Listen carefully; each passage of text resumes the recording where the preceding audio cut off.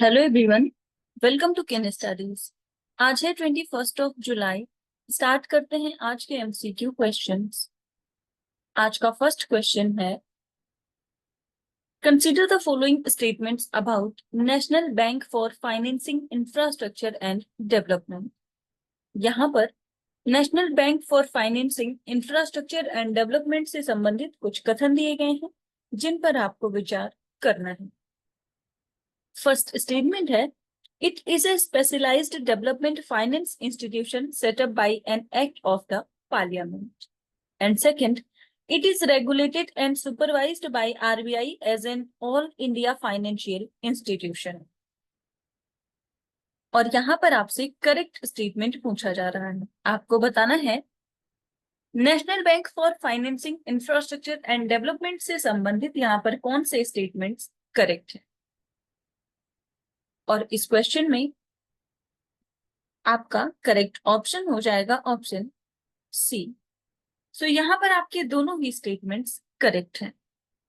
आप यहाँ देख सकते हैं, it was set up in 2021 by an act of parliament and it is specialised development finance institution in India.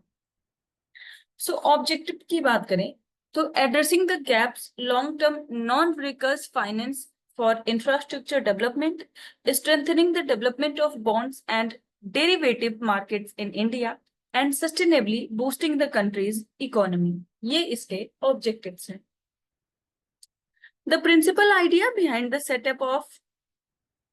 the setup of National Bank for Financing Infrastructure and Development is to provide a dedicated and specialized institution focused on addressing the long-term financing needs of the infrastructure sector in India. तो आपने देखा कि इसको establish किया गया था 2021 में। बढ़ते हैं नेक्स्ट क्वेश्चन की ओर। Emergency Credit Line Guarantee Scheme recently seen in the news is under the operational domain of which country, of which ministry? यहां पर आपसे पूछा जा रहा है आपातकालीन क्रेडिट लाइन गारंटी योजना जो कि हाल ही में समाचारों में देखी गई है, ये किस मंत्रालय के परिचालन क्षेत्र के अंतर्गत है। आपके ऑप्शन हैं ministry of urban development, ministry of defence, ministry of finance या फिर मिनिस्ट्री ऑफ रूरल डेवलपमेंट।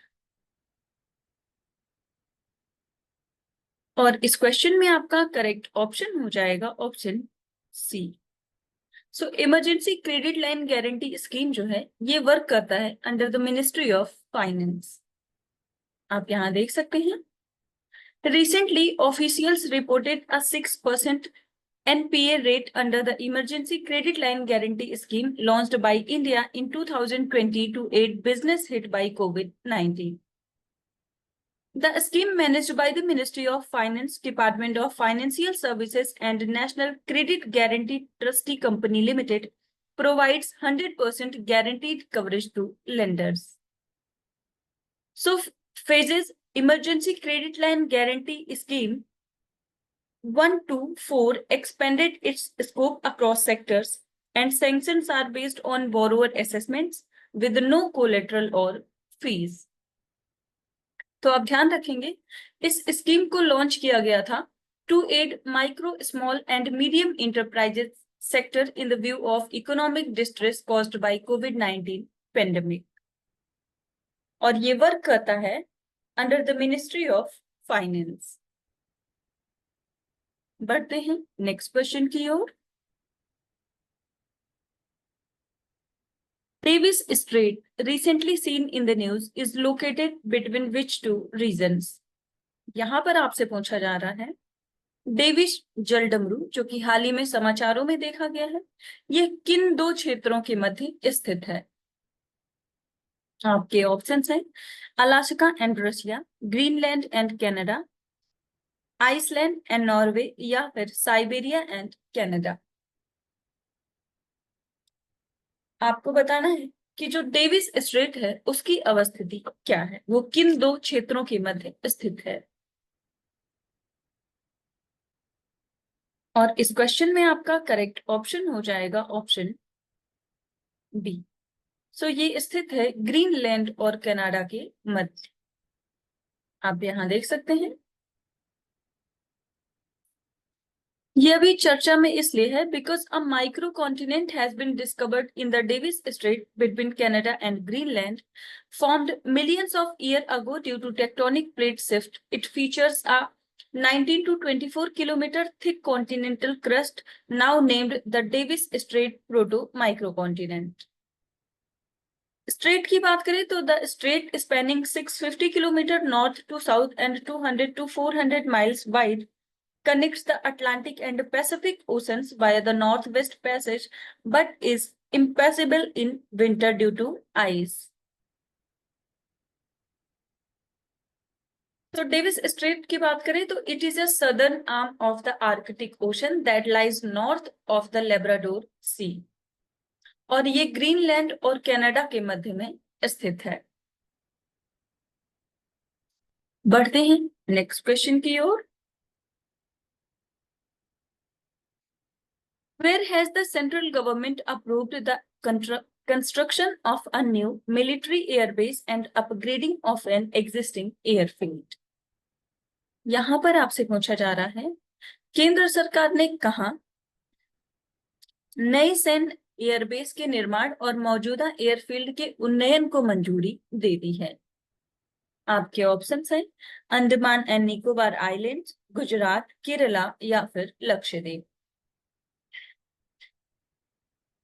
आपको बताना है कि केंद्र सरकार ने कहां पर एक नए सैन्य एयरबेस के निर्माण को मंजूरी दी है, साथ ही वहां पर जो पहले से मौजूद एयरफील्ड है उसका अपग्रेडेशन किया जाएगा।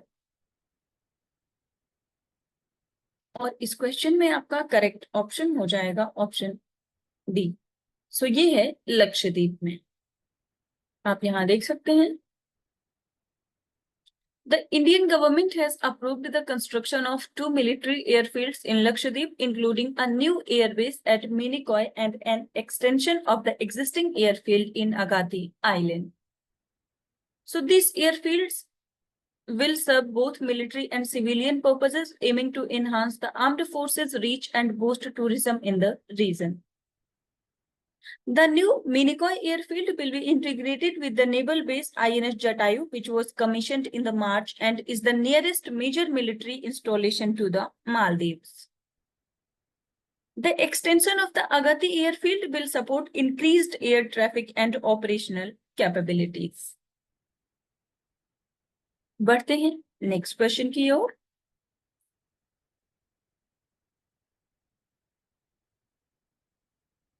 Country has imposed a ban on defense exports to India amid rising tensions. यहां पर आपसे पूछा जा रहा है बढ़ते तनाव के बीच किस देश ने भारत को रक्षा निर्यात पर प्रतिबंध लगा दिया है? आपके ऑप्शंस हैं रशिया, यूएसए, टर्की या फिर फ्रांस। और इस क्वेश्चन में आपका करेक्ट ऑप्शन हो जाएगा ऑप्शन सी। सो ऐसा करने वाला देश है टर्की। आप यहां देख सकते हैं Turkey has imposed a comprehensive arms export ban on India, affecting one of the largest arms importers globally. So this decision follows India's cancellation of a shipbuilding contract with a Turkish company earlier this year. The Turkish government has not publicly announced this ban, and it was revealed during a closed-door Foreign Affairs Committee debate on 10th of July 2024. The ban reflects growing tensions between Turkey and India, exacerbated by Turkey's increasing alignment with Pakistan and India's stance in the Armenia-Azerbaijan conflict and support for Greece in its dispute with the Turkey. So, इन चीजों के चलते Turkey ने ban impose किया है। बढ़ते हैं next question की ओर।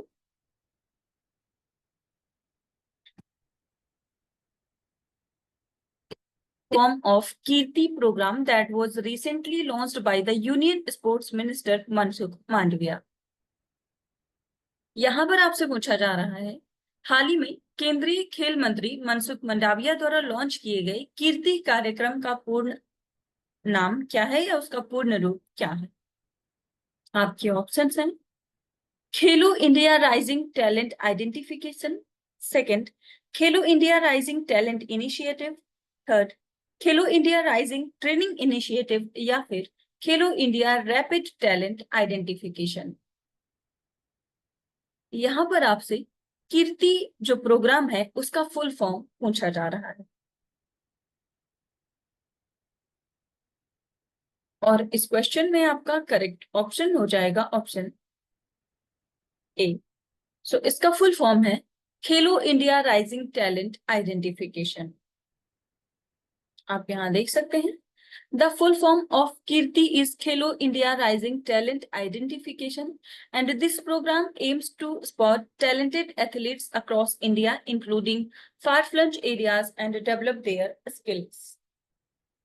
So, Union Minister Dr. Mansukh Mandaviya launched the second phase of Kirti program at the Jawaharlal Nehru Stadium in New Delhi. And the government aims to identify 1 lakh budding young athletes within 100 days under this program. First phase की बात करें कीर्ति programme की तो the first phase of the Kirti was launched in Chandigarh on March 12, 2023.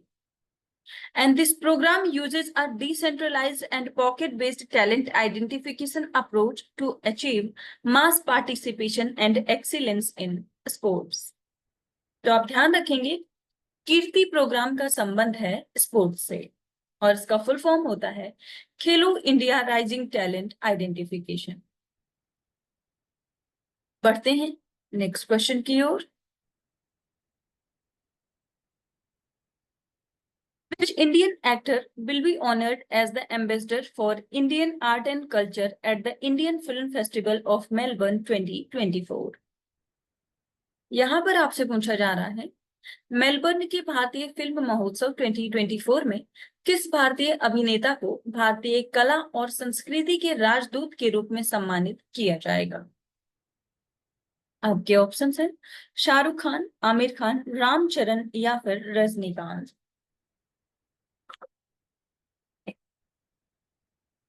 और इस question में आपका correct option हो जाएगा ऑप्शन सी। तो ये सम्मानित किया जाएगा एक्टर रामचरण को।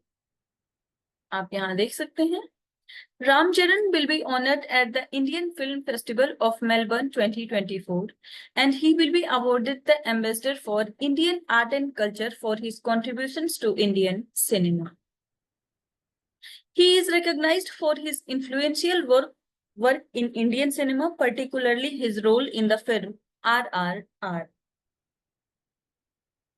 Meetu Bhowmik, Festival Director of Indian Film Festival Melbourne, praised Ramcharan's impact on the industry and his presence at the festival. And the festival celebrates the diversity and richness of Indian cinema on an international stage. तो आप ध्यान रखेंगे Indian film festival of Melbourne में सम्मानित किए जाएंगे रामचरण और इनको सम्मानित किया जाएगा as a ambassador for Indian art and culture. तो आज के करंट अफेयर सेशन में इतना ही। Thank you for watching. Do like, share and subscribe.